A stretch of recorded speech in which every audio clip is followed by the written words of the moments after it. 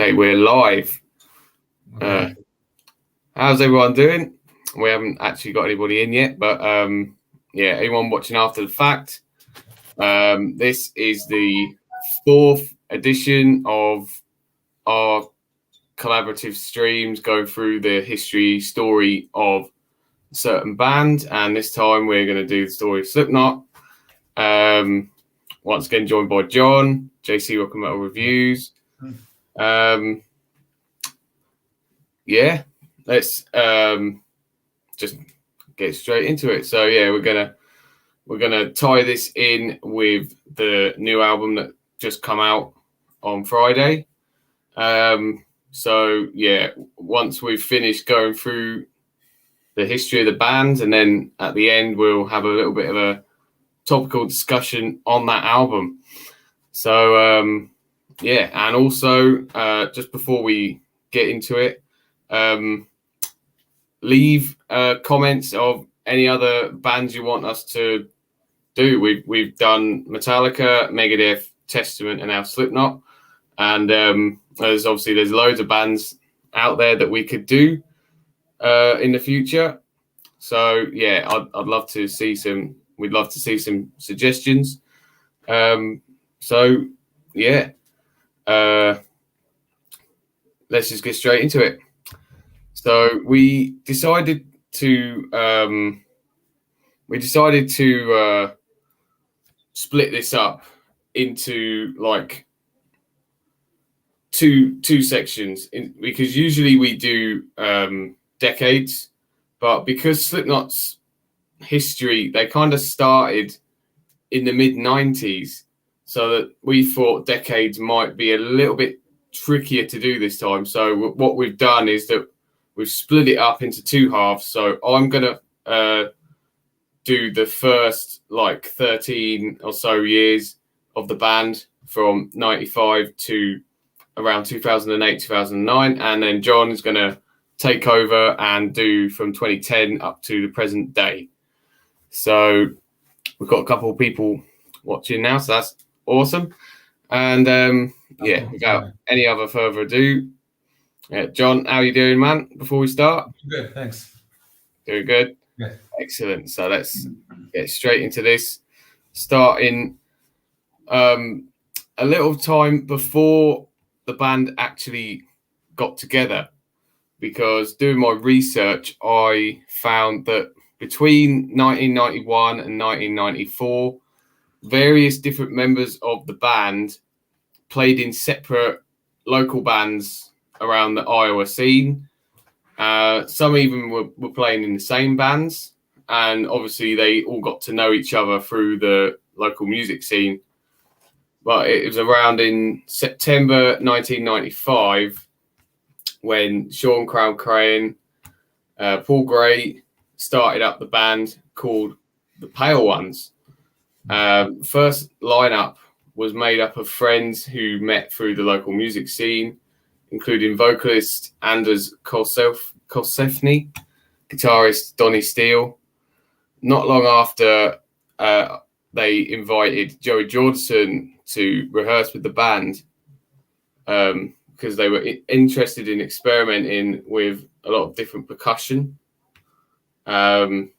And then after that, he joined the band as their main drummer, and Sean moved to like additional percussion.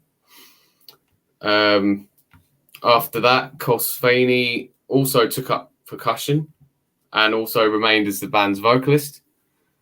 The band then invited Josh Brainard as their second guitarist, bringing their lineup up to 6 members at that point. On the 5th of November, the band made their live debut, playing at a benefit show. After that was the band basically they basically kept going mainly through sessions that Gray, Crane, and Jordison had at an old gas station where Jordison worked nights. And it was there that Joey Jordison suggested the band change their name to Slipknot after a song that one of their older bands had, what was the name, Slipknot. And after that, it stuck. And then in December of that year, they began recording material. Yeah,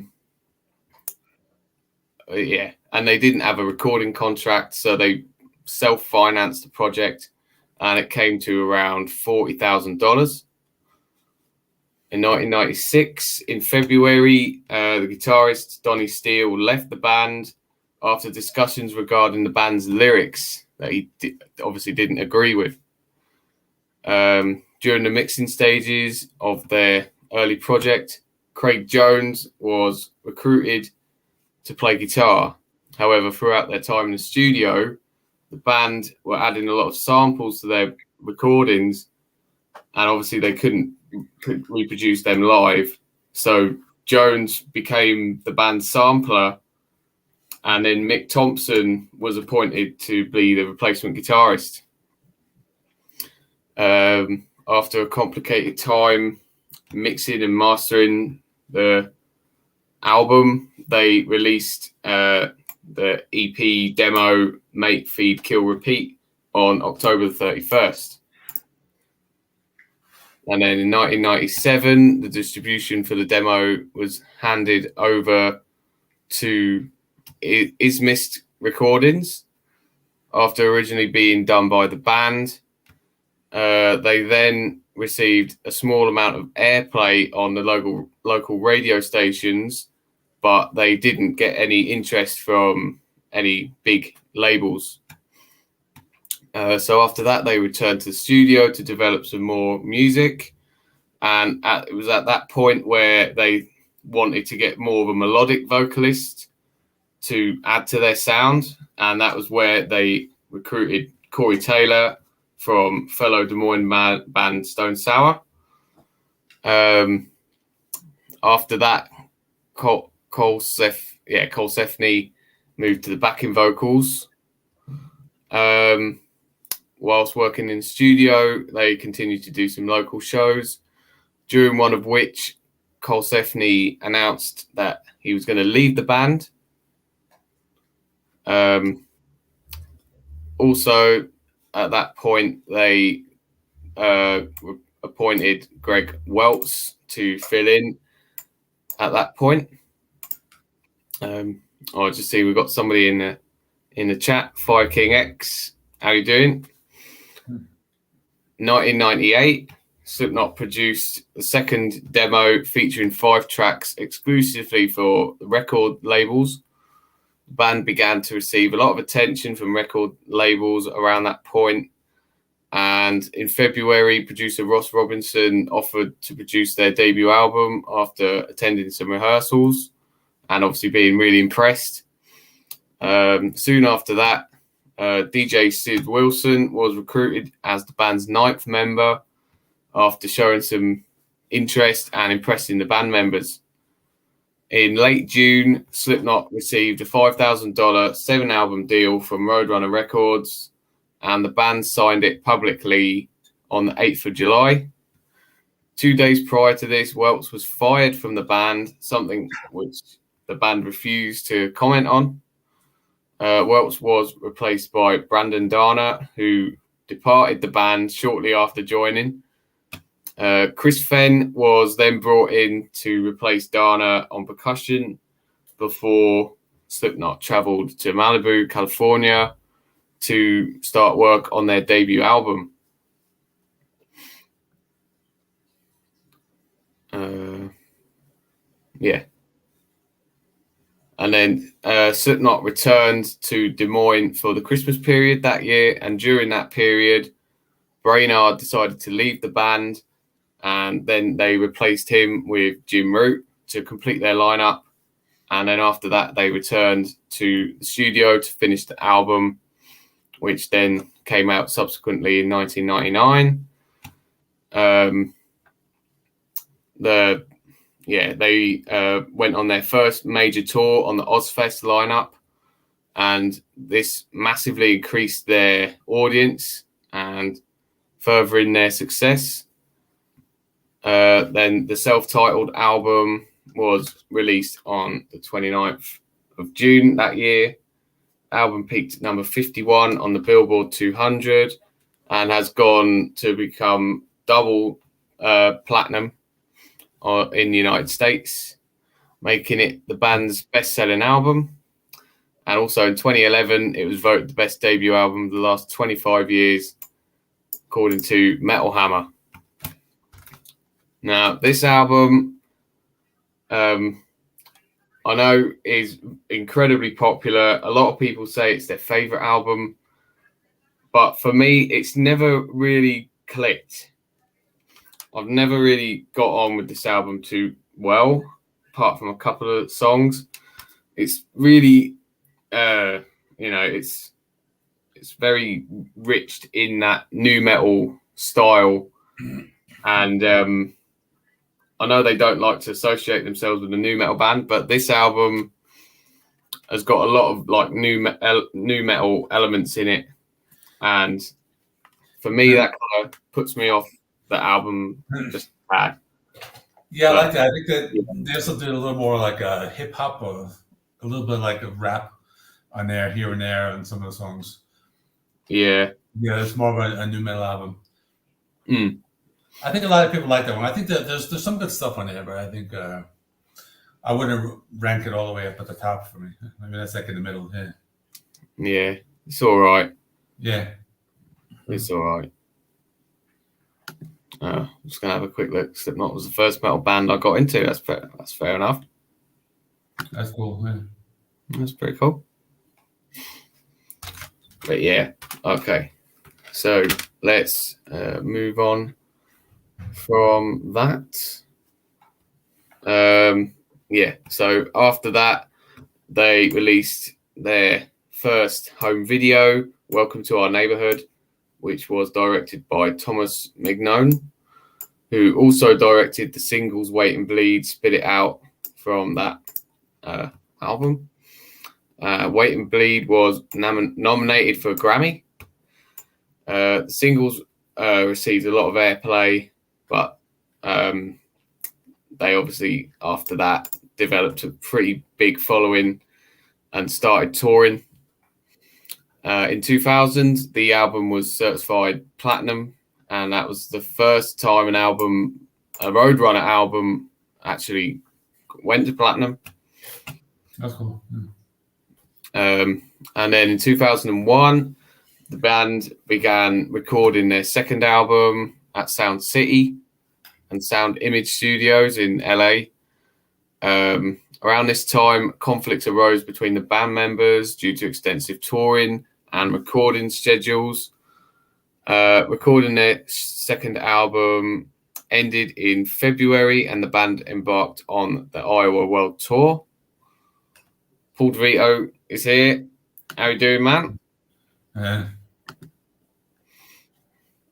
haven't missed too much. We just talked about that. So, but now we're about to talk about their second album, Iowa, which was released on the 28th of August. It peaked at number 3 on the Billboard charts and number 1 in the UK. It became platinum in the UK, United States, and Canada. And the album produced 3 singles: "The Heretic Anthem," "Left Behind," and "My Plague," which My Plague appeared on the Resident Evil soundtrack. And I like this one a lot better than the debut. It's a lot more heavier, feels a lot more, there's a lot less nu metal in there. I mean, there still is a little bit of nu metal in there, but not as much as the first one. This one sort of sets up the third album a little bit more. It feels a little more heavy, a little bit more aggressive. And the Green Man's here as well. How you doing, man? So yeah, much better than the first one for me, Iowa. Right. Okay. So 2002, that's they appeared in Rollerball, performing "I Am Hated." The release and intense promotion of the album resulted in sold-out shows in several countries. In mid-2002, they went on hiatus because of internal conflicts. The band members focused more on side projects after this. Corey Taylor, Jim Root went back to their original band, Stone Sour. Joe Jordison created Murder Dolls with vocalist Wednesday 13. Crown founded To My Surprise, and Wilson done a solo project as well. Both Taylor and Jordison appeared on MTV Unmasked for the first time, promoting their respective bands. And on the 22nd of November, Slipknot released their second DVD called Disaster Pieces.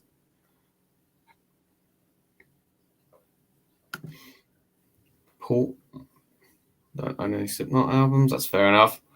Well, we'll tell you which ones to start with. You've come to the right place. Okay. So, 2003, they returned from their hiatus after a couple of delays. They moved into the mansion in Los Angeles to work on their third album alongside Rick Rubin. Initially, the band was unproductive. Yeah, unproductive. Corey was drinking heavily, and they weren't getting on too well. Again, seems to be a running theme for their early stuff. They just had a lot of inner conflict, but nevertheless, they did manage to write enough material to make an album. And in early 2004, they finished working on the album, and then they went on a world tour with an appearance on the Jagermeister Music Tour in March. And on the 24th of May, they released Volume 3, The Subliminal Verses, and it peaked at number 2 on the Billboard. And the album featured 6 singles, including Duality, Vermilion Part 2, Before I Forget, The Nameless, and The Blister Exists. And this album was in the top 10 album sales across 11 countries and went platinum in the United States. They also won a Grammy for Best Metal Performance for Before I Forget. And that song was also labeled as AOL's top metal song of the decade. Fair enough. I absolutely love this album. Yeah, I enjoyed that one too. I had that one as well. Yeah, pretty high. That's also good. It's a little more accessible than the other ones. You know, kind of a good variety of stuff. You got some like some of their ballads, some more melodic stuff, some heavy stuff. So I enjoyed that one. Yeah. I think this is the first time where the term "slip sour" might have come from.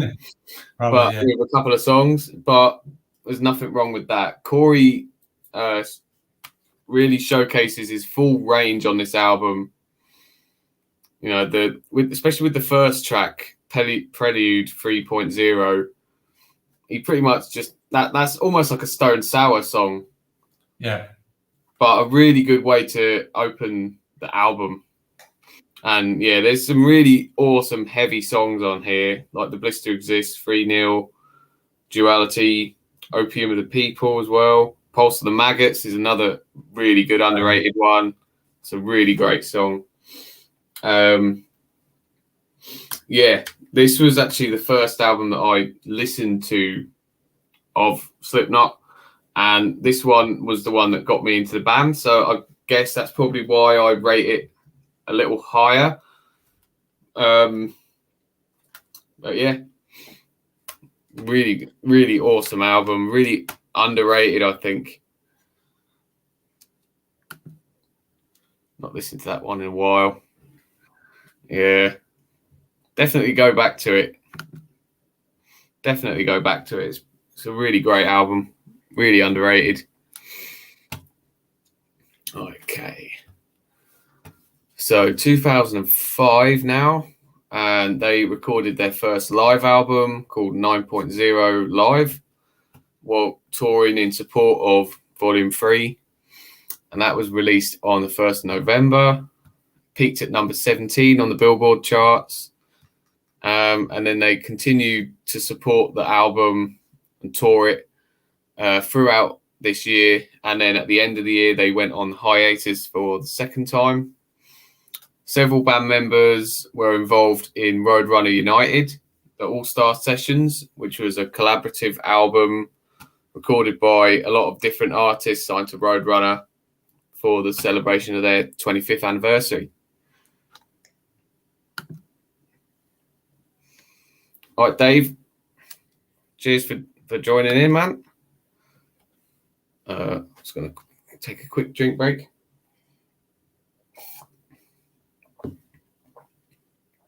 Oh, talking for 21 minutes straight.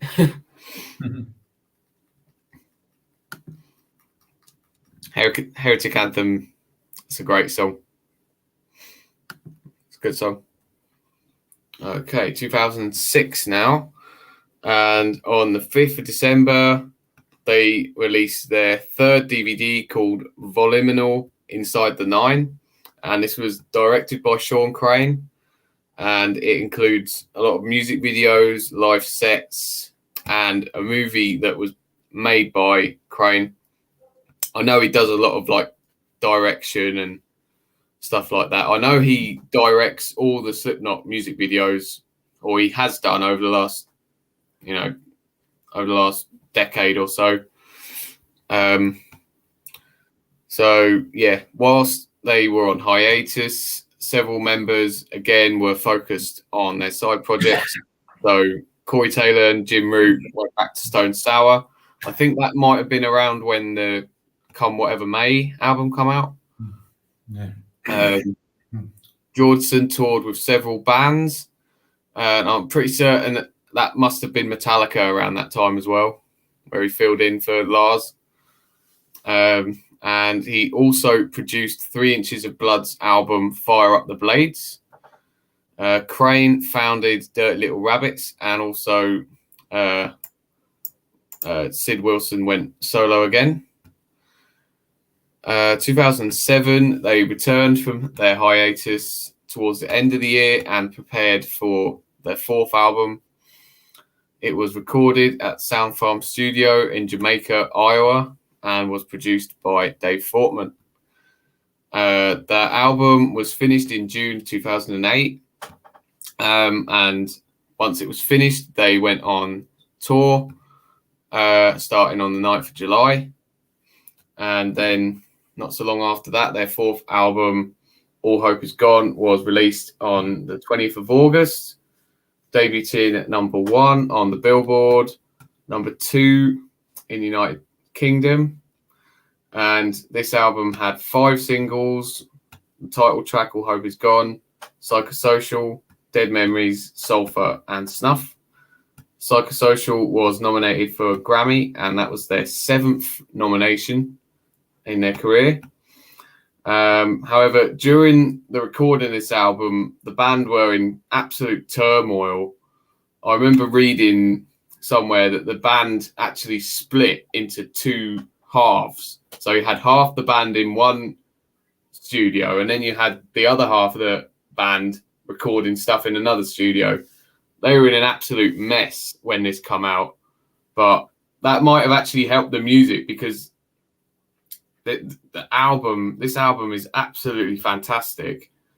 I think this is probably the most underrated album in their discography, to be honest. Yeah, I like that one a lot as well. That was the album that I got into. I got into this band a little later. But with Psychosocial, I love that song. It's a really good one. Yeah. Oh, yeah. Again, there's some absolutely brilliant songs on here. I think this one might be my favourite out of their discography. Yeah. Probably more for me personally, it's probably more of a guitar-driven album compared to their other albums. It's the most guitar heavy album. And yeah, this, well, if we say that this album got me like onto the band, this one fully got me, like fully turned me into a Slipknot fan. Yeah. This album is absolutely fantastic. And yeah, absolutely, pretty much almost nothing wrong with this album. I feel it's a bit underrated. Probably the most underrated album in their discography. Although, I don't know, maybe the one after that is also a little bit underrated. I thought this was quite funny from the Green Man. Slipknot.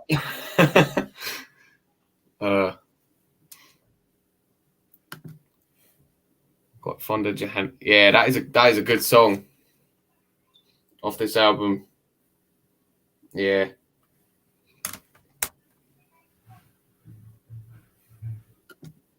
That is a pretty cool song. All right. Okay. So, 2009 was the 10th anniversary of their debut album, and to commemorate, they released a special edition version of it on the 9th of September. The band toured All Hope Is Gone until the 31st of October that year, resulting in their third hiatus. And during the hiatus, several band members focused on their side projects again. Corey Taylor founded the band Junk Bear Kidnap, which I'd never heard of before until I saw that. I never heard that one either. I've no idea who they are. And then after that, he returned to Stone Sour with Jim Root. And I think that must have been the Audio Secrecy album that they went on and did after that. I think. Yeah, I think so. Yeah. Crane continued working with his band Dirty Little Rabbits. Georgeson returned to the Murder Dolls and then became the new permanent drummer of Rob Zombie, which I did not know he even played for Rob Zombie. Yeah, I didn't know that. And then Chris Fenn became the full-time bassist of metalcore band Will Haven, which that's another crazy one. I didn't even know that. And then Sid Wilson founded his own band called Sid. That's a very Sid thing to do. Listened to most of the songs by Slipknot in a long time. First got into Slipknot. Oh, that's fair enough. That's fair enough. Hopefully this video might make you want to go listen to some more Slipknot. That'd be pretty cool. So yeah, that's it for me. Now we're going to move on to from 2010 to present day with John. Okay. So I'm going to start out with the point when Paul Gray, he's getting ready to go on tour, but unfortunately they found him dead in his hotel room. Now, at first they didn't really know what was going on, and the band was kind of silent about it for that. But they had a press conference and they're without their masks, and they just told the news. And later on, which is actually on June 21st, they determined his cause of death, which was an overdose of morphine, but the morphine was kind of laced with fentanyl. So the band lost one of their founding members, Paul Gray, and at that point in the band, they weren't really sure what they were going to do. They didn't know if they were going to continue or not. But later on, I think Joey Jordison kind of hinted he was on a radio program, and he did say that there was another one in the making. The band wasn't really sure. They were kind of conflicted if they were going to do it or not. But after that, the band ended up releasing a video album, I guess a DVD, called the Sicknesses. That one came out in 2010.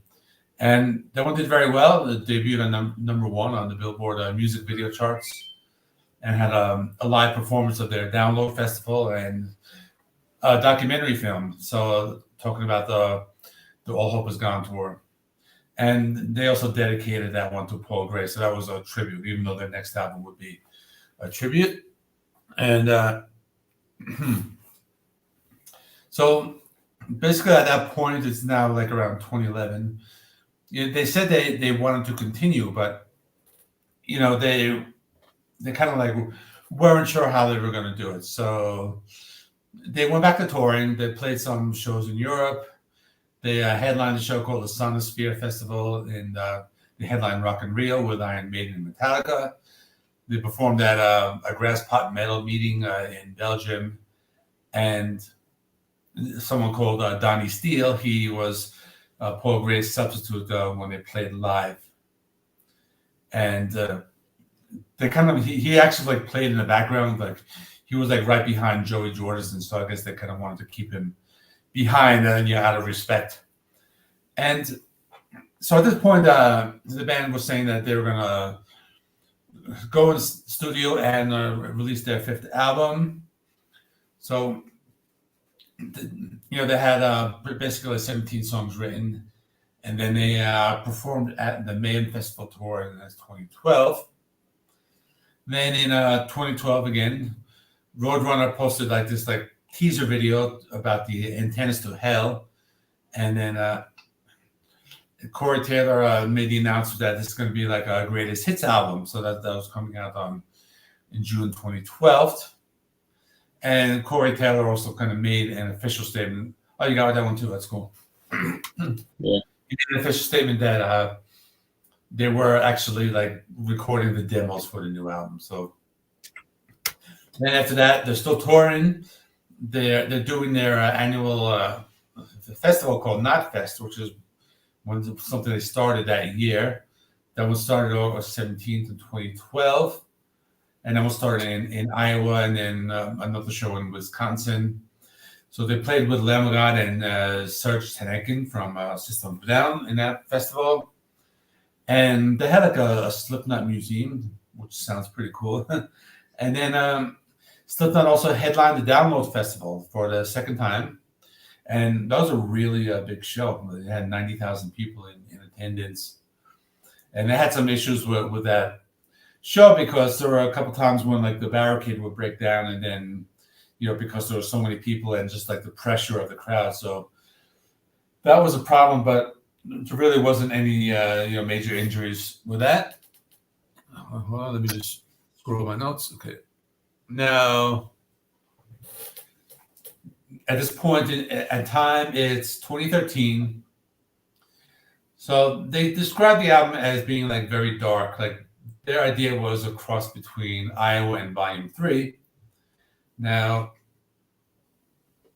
at that point in time, the guitarist Jim Root did not go on Stone Sour's tour because he was busy writing material for the new album. So now we're in December 2013, and they had another setback. So it's officially announced that Joey Jordison left the band. Basically, after 18 years, he gave personal reasons. He just, they were kind of shocked by it. They didn't expect it. It was just something that happened suddenly. But Joey Jordison kind of went his own way. And then after that, so then later in 2016, Joey Jordison, he revealed that he was suffering from a disease called transverse myelitis, which is a neurological disorder, and that affected his ability to play drums. So that was another reason why he left. But he also had a side band, like a black and death metal band called Sinaseum, or I'm not sure how I'm pronouncing that, and he did that in 2016. So now we're in 2014. It's July. So Slipknot, they started to tease the new album. They kind of, releasing some like stuff on social media and stuff.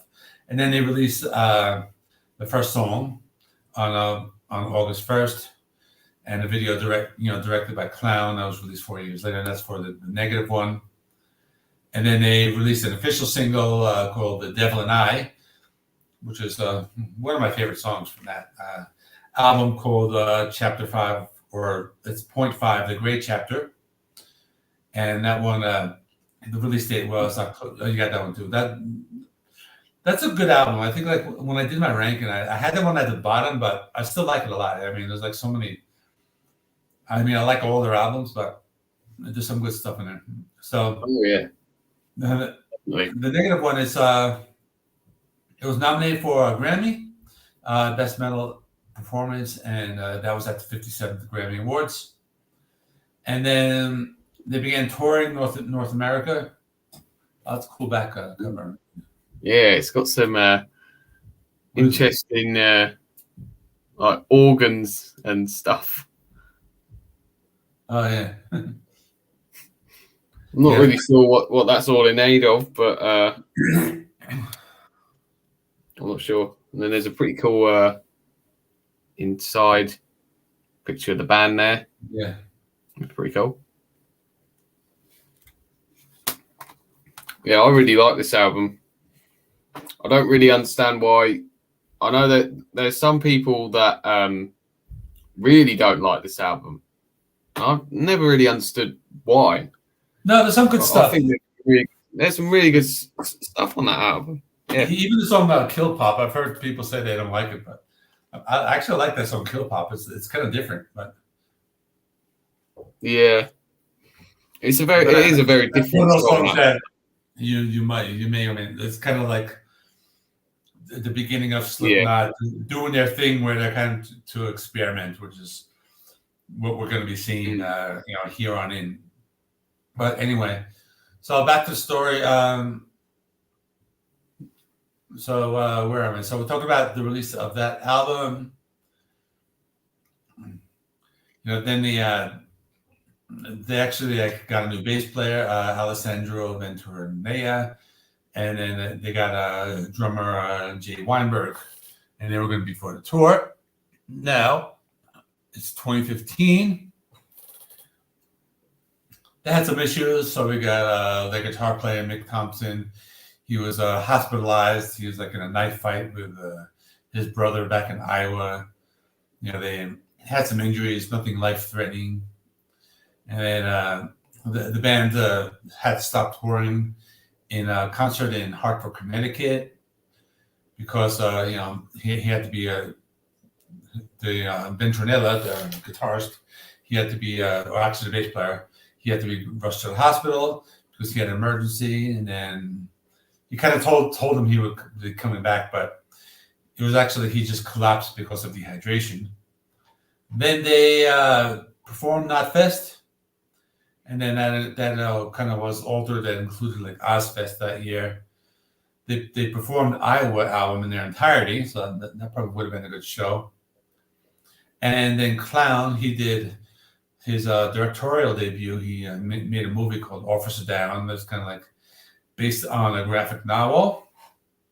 Then November 2016, Clown, that he revealed in an interview that he and Jim Root, the other guitarist, were writing new material just because they wanted to write. So that's 2016. So that's kind of like going into that next album.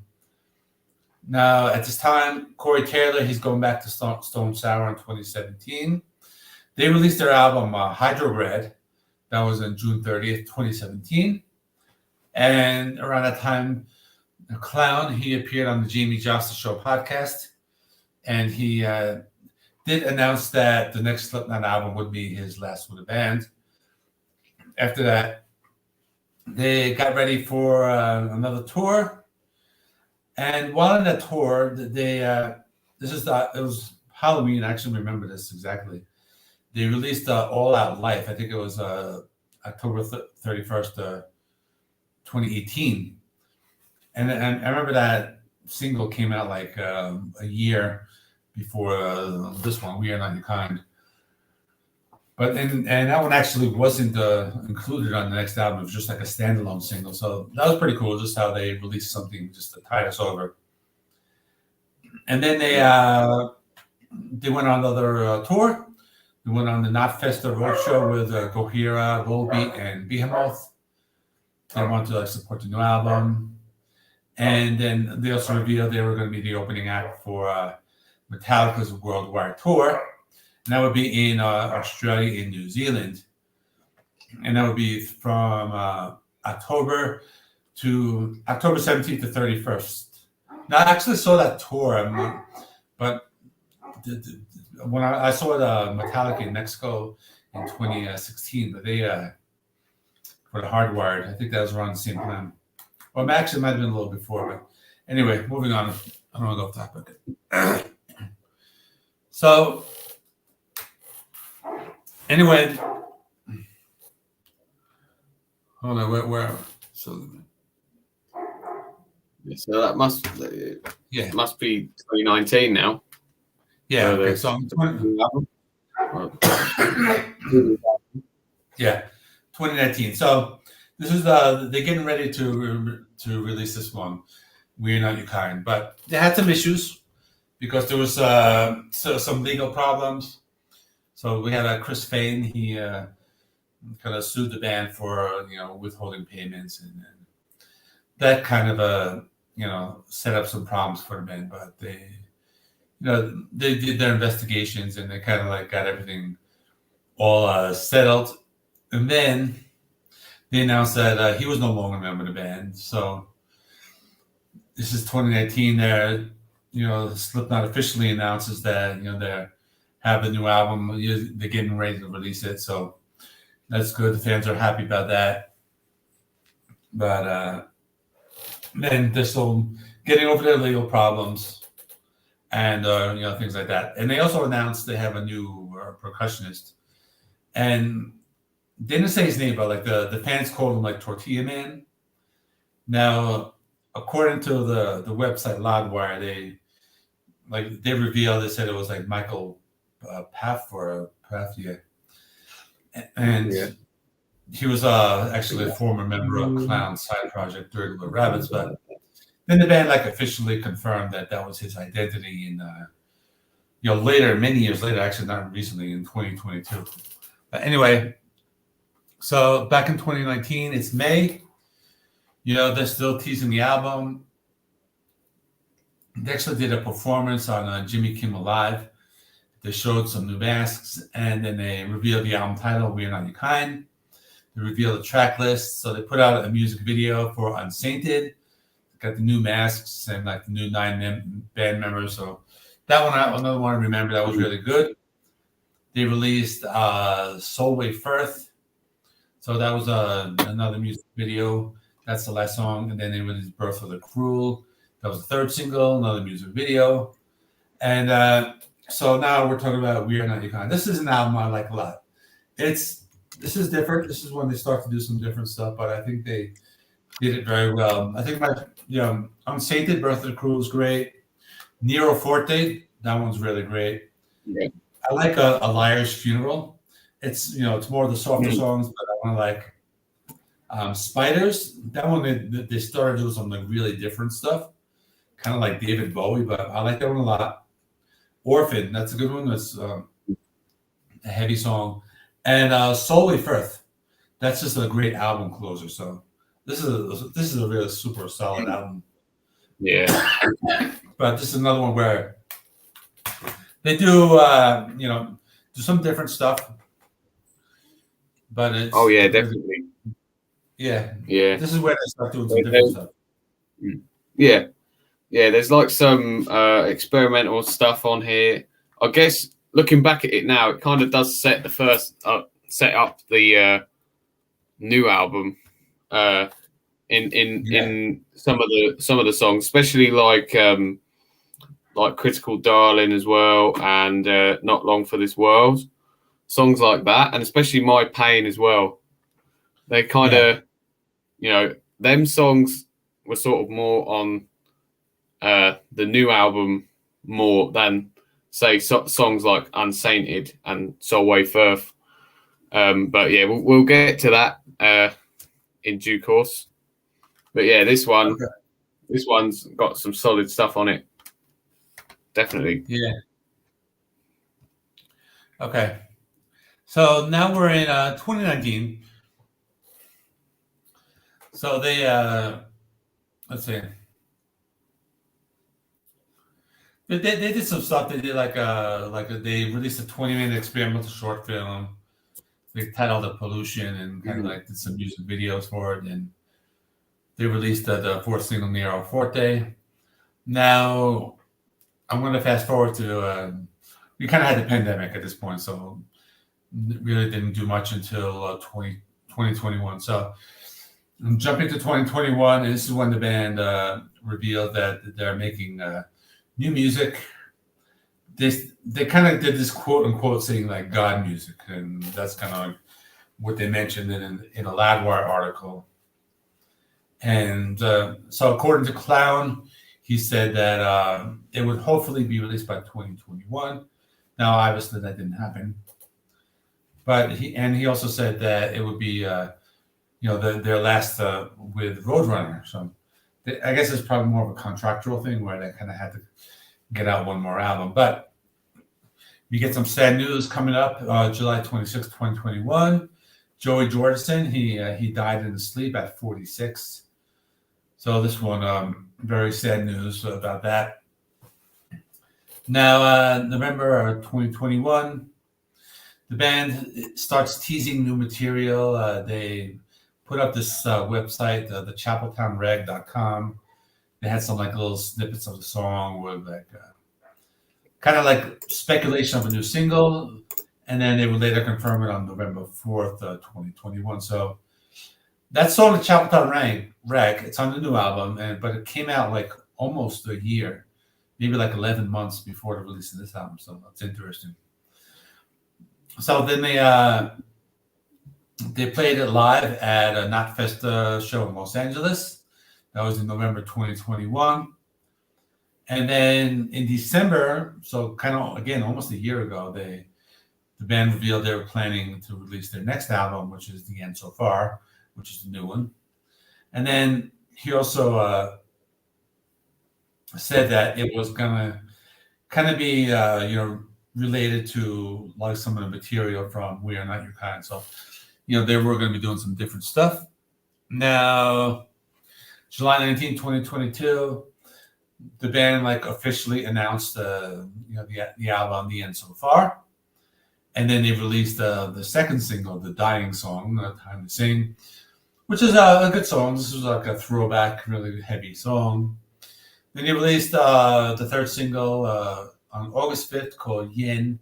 That was another one that I guess kind of divisive. I think some people liked it, some people didn't. And then that brings us to the release of the new album, September 30th, 2022, which was 2 days ago. So we can let me pull up the track listing of that album, and I'll talk a little bit more, and then people can comment. See what you want about it. Yeah, we've got we had a couple of comments. I'll just throw them up. Try and get the comments first. Yeah, I think Paul was talking about All Hope Is Gone here, and he said it was similar with Creator, with Cause for Conflict. Yeah, and we're in Dire Straits, but the album was not that good. I haven't listened to Cause for Conflict, so and then I got a comment here. Appreciate you commenting. I am subscribed. I did subscribe because you subscribed. Yeah, that's pretty cool. Yeah, I appreciate you coming on the stream. So yeah, now let's get into the discussion of The End So Far. Okay. Well, this one, I did my review. I mean, you can all go back and watch that if you want on my channel. I'll leave a link. Now, the opening song, Adderall, probably like the strangest Slipknot song like ever recorded, and I thought it was a very strange or risky decision to put it first because it kind of like throws you off about like what the album's about. I mean, usually when bands put out albums, it's usually a good idea to kind of like put out a really good song, something that sets the tone for the album. And this song Adderall just completely like doesn't set the tone for the album. Now it's weird. I like it experimental. It kind of like throws back to like 70s rock or something like psychedelic rock, and I like that stuff. But it was very different, so I could see people not liking that song. After that, the next song were the three singles. So the Dying song, just a really, really good song. Really good, kind of throwback to the like old school Slipknot. And that one, a really good one. I never really heard anyone say anything bad about that one. So the Dying song's a great one. The Chapeltown Rag, another good one. It's a heavy song, kind of very old school, very like Iowa type of song. I think when they released that, people were getting really excited, expecting this album to be like a super heavy album. And then the thing is, they put on the album, they listen to Adderall, and it's like kind of like what's going on. I think that was a big problem with this album because they kind of like threw a lot of people off. Rachel's Ghost here. Shout out. Anyway. All right. How you doing, Rachel? Yeah. Okay, moving on. Appreciate it. Yeah. Then they released the single Yin. That's track number 4. And I think that one was divisive. I heard a lot of people say they didn't like that one that much. And, I get it. It was different. It's kind of like one of their ballads. It's a little soft. No, I liked it. I thought it was pretty good. Now, the next couple of songs were some of the heavier stuff. So, like Hive Mind, Warranty, Medicine for the Dead. Those were pretty good stuff. Some they were heavier. Some more like kind of like a throwback to like the old album, some like stuff going back to like their debut, some Iowa, that type of stuff. And then they kind of get a little more experimental. The songs like Acidic, Heirloom, those ones were pretty good. They're a little weird at times. They get like a little psychedelic. They do some like different stuff. Like they have these like slow intros on some of these songs. So those were good. This one, track number 10, I liked a lot. It's called H377. It was very different. It's a heavy song. Almost felt like kind of like industrial metal.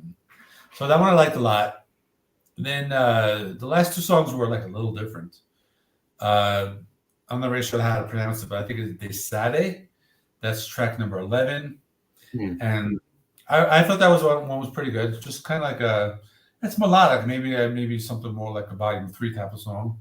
I always thought that one was more catchy, a little more melodic in that one. And the last song, Finale, I thought that was a really good song as well. It's a ballad. It's more of like a Vermilion, a Snuff, that type of song. It's just more the clean singing, just like it's softer. It has that like more that like orchestration. I thought it was good. I liked it. So that was that's basically the album. This is an album that they do a lot of different stuff. Like in my comments section on my reviews, I've had people tell me that it's kind of like they're sampling like every different era of the band. Like they're trying to do stuff from like every different album. So there's some stuff from like the debut, there's some stuff more like Iowa, there's some stuff more like We Are Not Your Kind, some of that more like experimental stuff. You got some stuff more like Volume 3 and All Hope Is Gone, or Hope, whatever that one.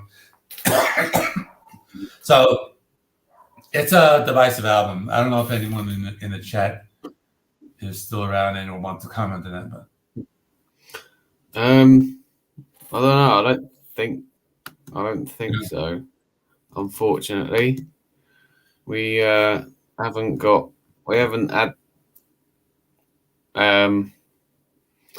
We haven't had too many people in the chat or the comments, unfortunately, this time. But okay, it is what it is.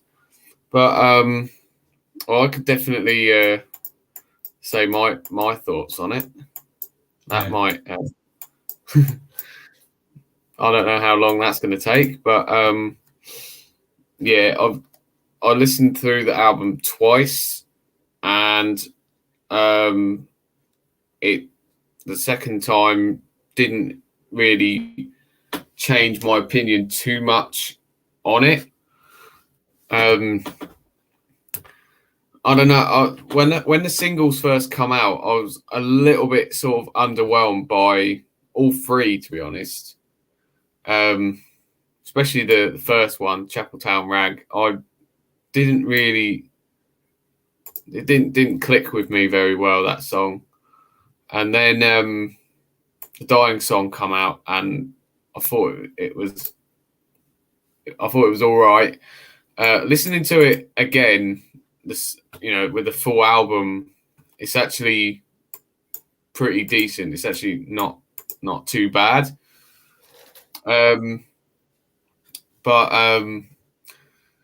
Yeah, I didn't like the experimentation on it. A lot of the songs just sort of felt, really like just average, to be honest. I felt the songs were just really average. They didn't really do a lot for me. It's almost like they tried to sort of make a hybrid of everything they've done in their career, and especially like it's like they've tried to recreate the debut, which they kind of did to some extent with the riffs. Some of the riffs did sound like it does sound like a copy and paste from the debut album, and they just threw some of the riffs in here, and then they sort of mixed that with the experimentation of their more recent stuff, and then obviously Volume 3, some of that experimentation stuff as well. Although I don't know, just for me personally, I didn't feel like it fit or it clicked as much as it has done with previous albums. Although don't get me wrong, there's still some good moments on here. Like I thought Warranty was pretty good. Heirloom, I really enjoyed that song. There was some good moments throughout, some decent riffing. I like the fact that there was some guitar solos, because that was one thing that I felt was missing on We Are Not Your Kind. A couple of guitar solos, especially on the second half of the album, on songs like Acidic and Desade or Desade. Songs like that. There's some nice guitar solos there. Oh, here we go. We've got some comments. We've got the Green Man. Feels like, oh yeah, definitely. It's probably, I mean, well, quite a lot of the Slipknot albums feel like it was the most divisive, but it really does feel like that this album, there isn't too many people that are sort of sitting on the fence with it. Sort of like, you either like it or you don't, and that's Heirloom is probably, I'd say Heirloom is one of the best songs on the album. Archie, Rock Beast just started. Best Slipknot song is Stick. Fair enough. Oh yeah, it's a good song. That is actually one of my very few songs that I really like off the debut album. Really do enjoy that one. But yeah, just finishing up on the end so far. Yeah, as I said, a lot of the tracks I felt were quite average. Like they sort of copied and pasted from previous songs, previous albums. Yeah, for me, it was just a real disappointment, really, for what they've done in the past. It just feels like this album is a massive step down, and I'm not sure whether they did it just to get off Roadrunner, because I know that they're, as we said in the stream before, their 7-album deal is finished now. Yeah, well, obviously it was, a contractual thing, but yeah, that's what I was. So they might have been kind of rushed with it. That could be about the thing. Metal Connections just joined the stream. I appreciate you dropping by. But yeah, that's what I was. That's what I was kind of thinking. The chill dude on the couch also made that point where it was like, because they've said in the past about how they've not even received a single dollar for the actual album sales. That's all gone to Roadrunner. Yeah. I don't know whether it was obviously something in that contract that sort of, I don't know, maybe it was like too good for them to pass up, and they thought, let's just do it. And they haven't actually, all the money that they've received has come from touring and merch, and they've not earned a single cent for the actual music. So in a way, that would kind of annoy any band, really, that has been on a record deal for so long. So that's kind of does make me think. I wonder if they just thought, we've got one more album left, let's just make any old thing just to get off this label, and then we can do what we want, and then we can maybe come back and make an awesome album. All right, let's see what I think people are dwelling on the intro track way too much. Yeah. I don't like that song, to be honest. The opening track, but for me, it's not just the opening track; it's the full album. It's just a lot of the songs are sort of average. There's no real, I don't know. I don't really get like what people are saying about the like musicality of this album. It's just, I know it's all over the place. I think it's almost like they went a bit too far with the experimentation, and they might have, kind of went the other way for me personally. But yeah, Rachel's goes. Thank you. That's awesome. So yeah, I think I've pretty much made my points pretty clear about the album and stuff. But yeah, maybe, I don't know. Just quickly going back to the thing about whether they, I don't know. It maybe this is just the path they're going to go down in the future. Yeah. Maybe this is it. Maybe this is what their albums are going to sound like. Album not growing you. It might. I mean, it could, but I mean, I've listened to it. I've listened to it twice in full, and both times I sort of come away with it not really too overly whelmed by it. And actually, well, I listened for the second time listening to it. I was thinking, well, I know what it sounds like now.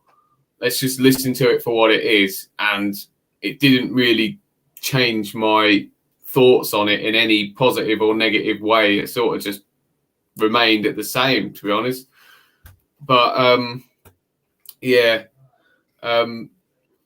Yeah. So we've discussed the album and possibly the reasons why they might have actually made it how they've made it. I guess the next thing is to ask, about the title of the album, especially the title of the last song called Finale. Do you think maybe this is it for Slipknot?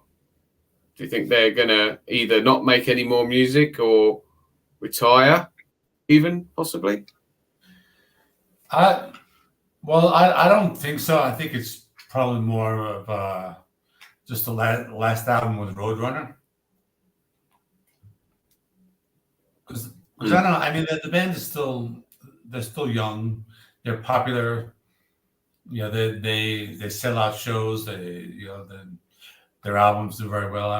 I don't think there's a reason for them to call it quits. But I mean, you never know. They do kind of hint at that, being that the title of the album as well as the last song. So they do kind of hint at that, but I probably would say no. I know at this point they don't have a label, but I don't really think that should be a problem. I'm pretty sure. So someone else will pick them up. Yeah. Or something that I was thinking that they've got a pretty big IP. They could do a Metallica and make their own record label. Do it themselves. Yeah, Metallica did Blackened, yeah. Yeah, they could definitely do something like that. I think they could. They've got the creativity within the band to do something like that. They've certainly got the funds to be able to do that as well. They're one of the biggest selling metal bands, period. Yeah. So it wouldn't surprise me if they did that, and if they come back with an absolute banger of an album. It wouldn't surprise me. But also another thing, just sort of, I don't know, maybe we're kind of reading into the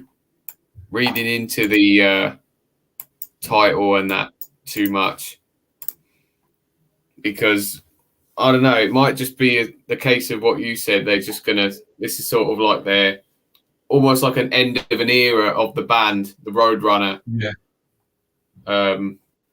cycle of the band.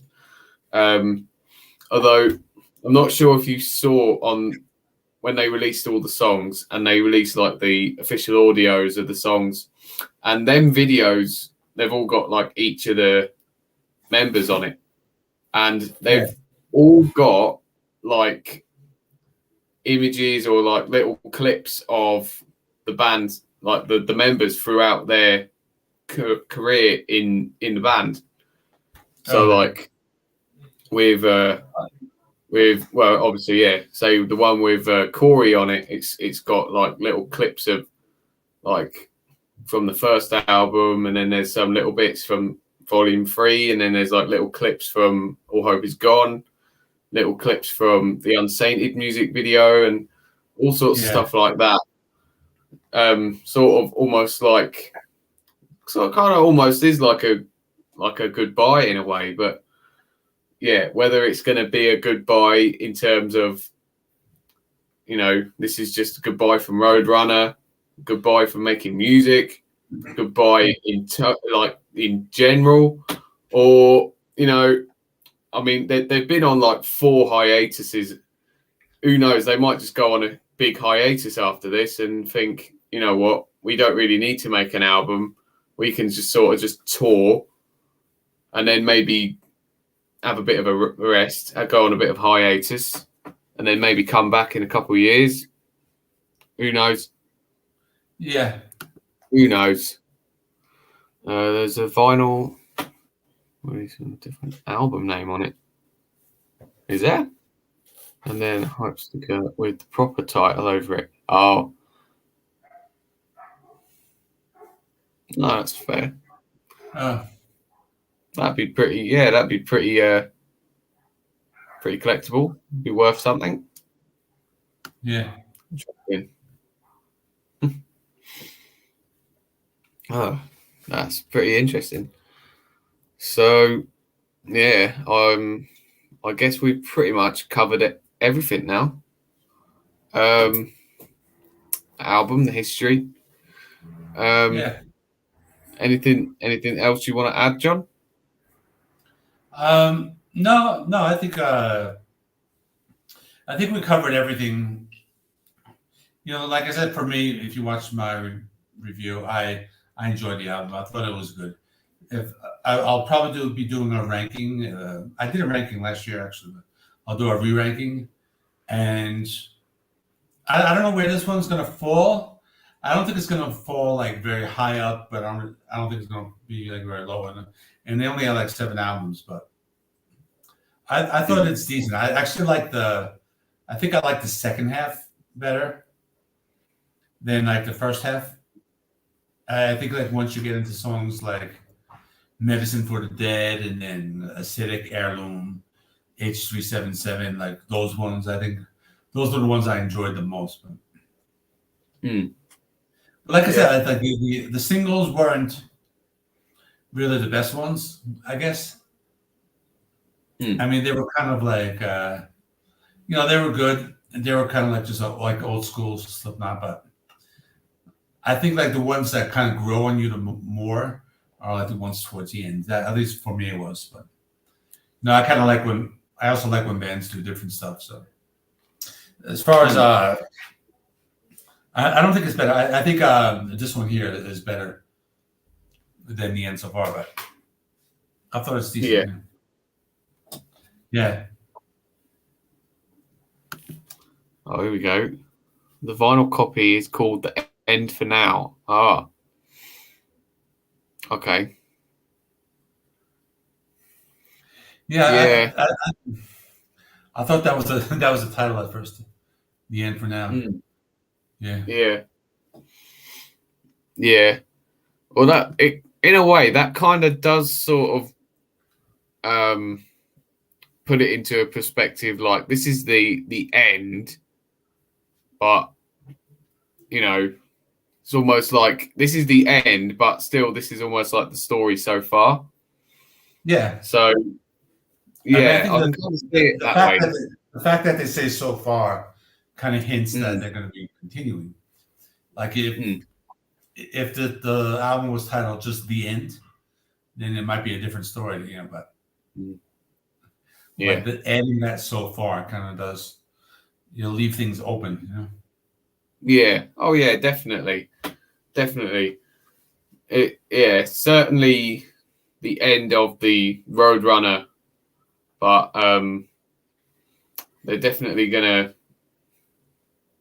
carry on, which is good because I want them to carry on. I'd love to see Slipknot again. I've seen Slipknot the once, and I've got this pretty awesome T-shirt from that gig. Yeah, that was the show in 2020 when they played with Behemoth. That was an awesome gig. Yeah,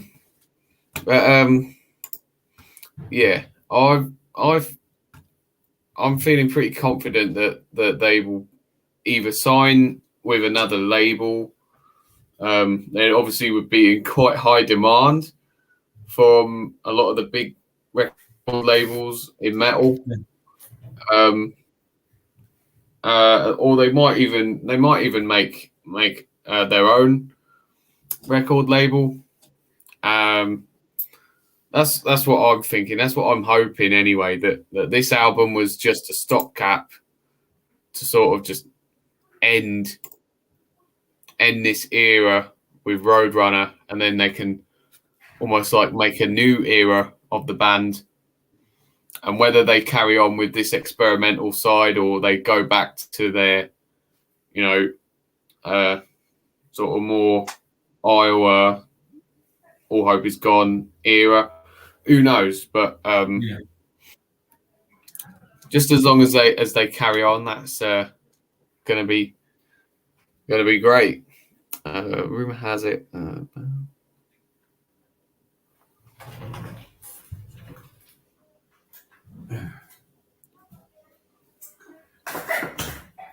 Okay. Okay, that kind of makes sense.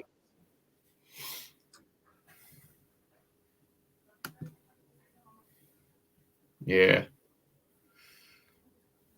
Oh, well, so that's pretty much that. If we've pretty much said everything we need to say on everything now, I think we'll call it a day here.